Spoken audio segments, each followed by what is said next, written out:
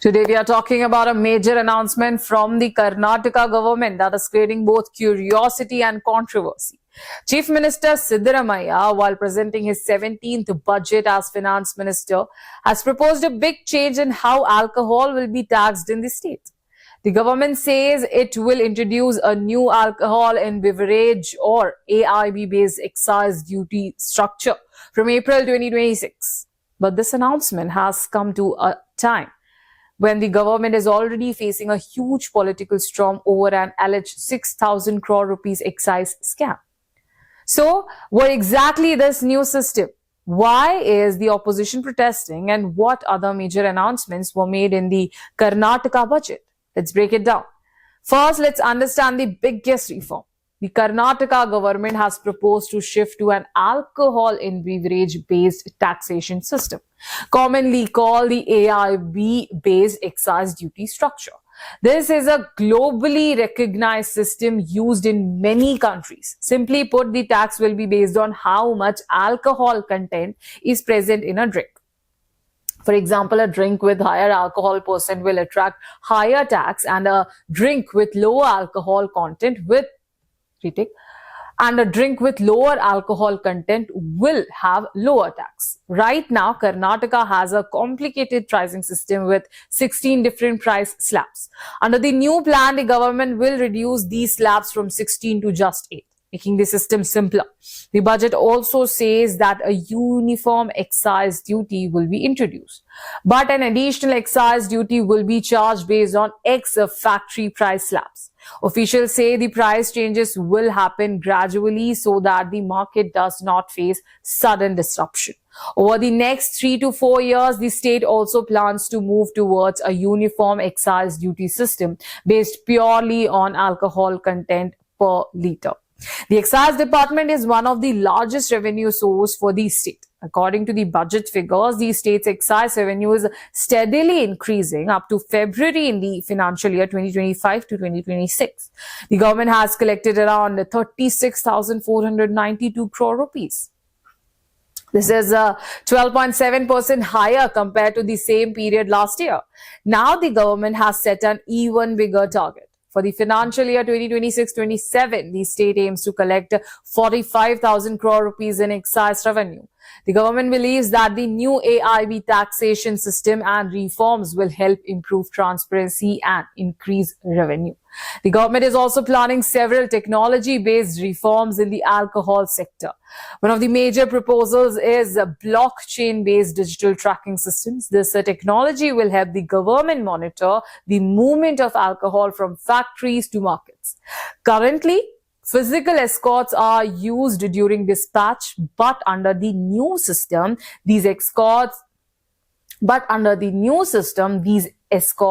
will be replaced with geo-fenced e-lock systems which allow real-time tracking of alcohol transport. The government says this will help reduce leakages and prevent illegal activities. Another major change is the licensing process. Manufacturing licenses will be auto-renewed, label approvals will be auto-generated online, CL5 occasional licenses and RVB licenses valid for 5 years will also be issued through online self-declaration. Officials say these approvals will happen with deemed approval and no manual intervention. This means less bureaucracy and faster processing.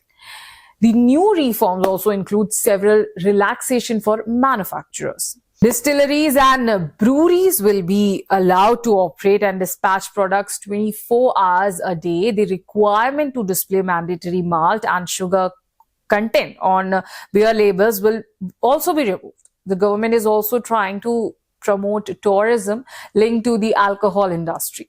Under this idea, distilleries and breweries will be allowed to conduct tasting sessions for visitors. Tourists visiting these facilities will also be able to buy products manufactured on the premises. Chief Minister Siddaramaiah also said that a resource mobilization committee is working on a draft report. This report will outline the principles for a modern excise taxation and alcohol regulatory framework. Once the report is ready, it will be placed in the public domain for consultations, and later a new comprehensive excise bill will be introduced. However, these reforms are coming in the middle of a major controversy. The BJP and JDS have accused the government of a massive excise scam worth 5,000 to 6,000 crore rupees. The controversy intensified earlier this year after Lokayukta official arrested 3 excise department officials.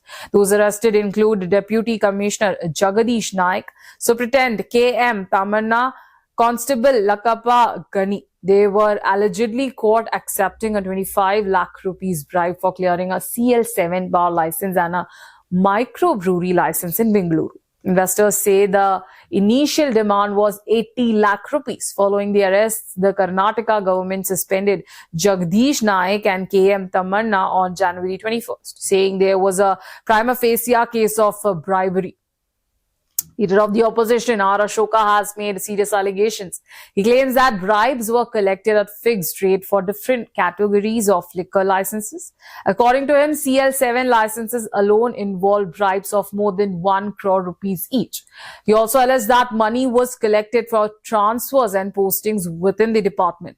Because of these accusations, the BJP and JDS staged a day and night protest at Vidhan Sauda on February 4th, demanding the resignation of Excise Minister R.B. Timapur. However, the minister has strongly denied the allegation after meeting the chief minister.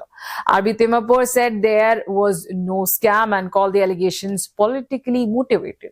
Chief Minister Siddaramaiah has also continued to back the minister. Meanwhile, the opposition is demanding a judicial inquiry or a CBI probe. The Karnataka Wine Merchants Association has also alleged widespread corruption in the licensing process. According to them, bribes for CL7 licenses in Bengaluru could go up to 2 crore rupees. Apart from the excise reforms, the Karnataka budget also includes major announcements for the transport sector. The government has allocated 5,300 crore rupees for the Shakti Yojana for 26-27. The scheme provides free bus travel for women across the state. According to Chief Minister, women passengers have already completed 684 crore trips under the Shakti Yojana. To support this increasing demand, the government has announced the purchase of 5,000 new buses. Out of these, 4,000 will be electric buses, 1,000 will be diesel buses. The state will also implement the Karnataka Electric Bus Program worth 2,000 crore rupees with assistance from the World Bank. Under this project, 32 electric bus depots of BMTC, 62 electric bus depots of other transport corporations will be developed. The budget also announced the construction of new bus stands in 3 towns, Ramadurga, Hunahalli, Gada. A new bus depot will also be built in Tarikere. The government has also allocated 1,271 crore rupees to clear salary arrears of transport employees. Additionally, a Sage yard will be built in Tumkur for 5 crore rupees. Automated driving test tracks will be constructed in Chikmagaluru and Tumkur at a cost of 12 crore rupees. The budget also includes major announcements of aviation. The government plans to set up a flight training school at Vijayapur Airport. This will help young people who dream of becoming pilots. Another proposal is to develop an aircraft manufacturing or assembly center at Shivamogga Airport. The government has also allocated 200 crore rupees to develop 7 domestic airports in the state. Meanwhile, to reduce congestion at Kempegowda International Airport, the government will prepare a feasibility report for building a second international airport in Bengaluru. This will be done after taking technical opinion from the Airports Authority of India. So in summary, the Karnataka budget has introduced major reforms in excise taxation, transport and aviation infrastructure. The shift to an alcohol and beverage taxation system could modernize the excise structure. But at the same time, the government is facing serious political pressure over the alleged 6,000 crore rupees excise scam. Whether these reforms will improve transparency or intensify political debate remains to be seen.